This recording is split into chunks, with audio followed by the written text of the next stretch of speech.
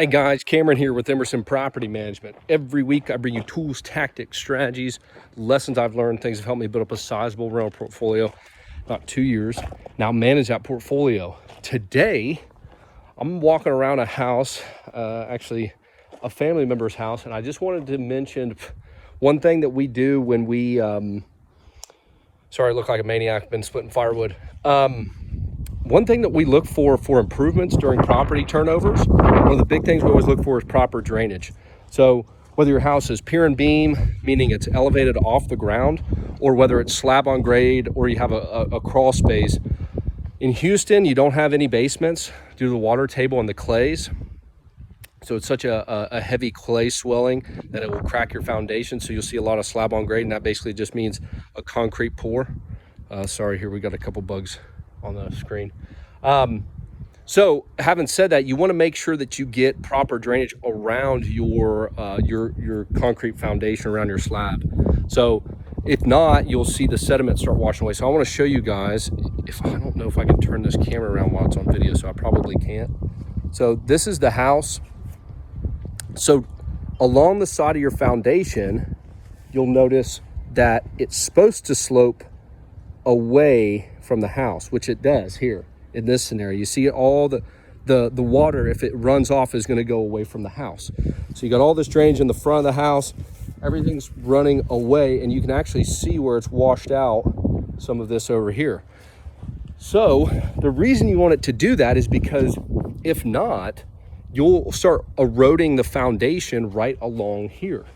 So if you don't have these gutters, downspouts, and the proper elevation, you'll see right along this foundation, you'll see it start to erode away, and then it damages the integrity of your foundation.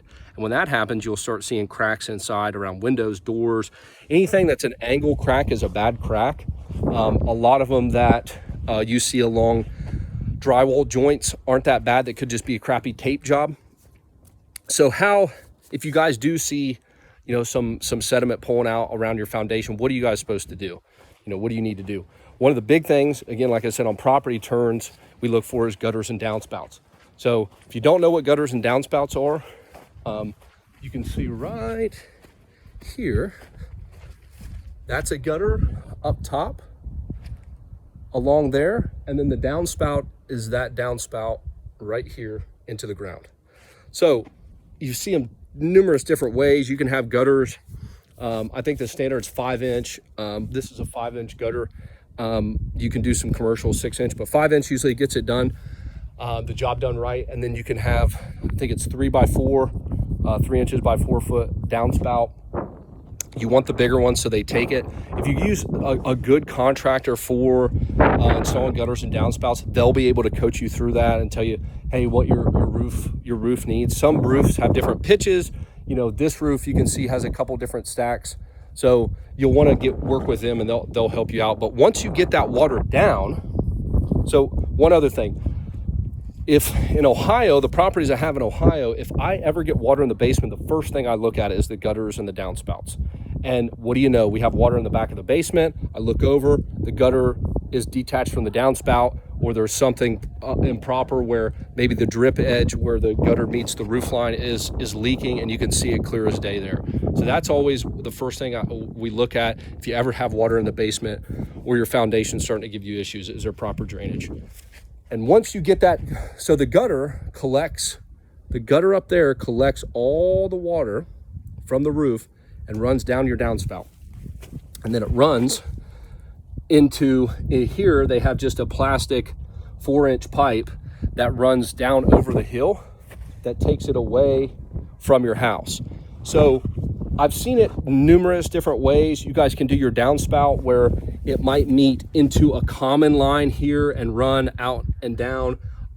They might just have a splash block. So if you've ever seen a splash block, they're like 4 inches by 10 inches, and they'll take the water away from the house. Whatever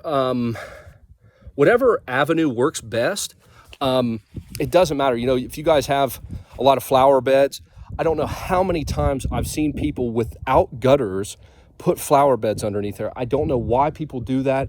Every single time the rain washes off the roof line and tears out your flower bed, and you're redoing it again. So make sure if you guys are putting any sort of decent landscaping in, you have gutters and downspouts. Make sure that once you get your downspout down, that it's going away from the house. It doesn't have to be underground. Sometimes that's really easy to do, but make sure that you're getting it away from the foundation. So I hope that was helpful. If it was, let me know. If it wasn't, let me know. And again, if you guys are looking around your basement or any of your foundation, you see any erosion or any movement, the first thing you want to look at is the gutters and downspouts. So I hope that was helpful, guys. I'll see y'all next week. Take care.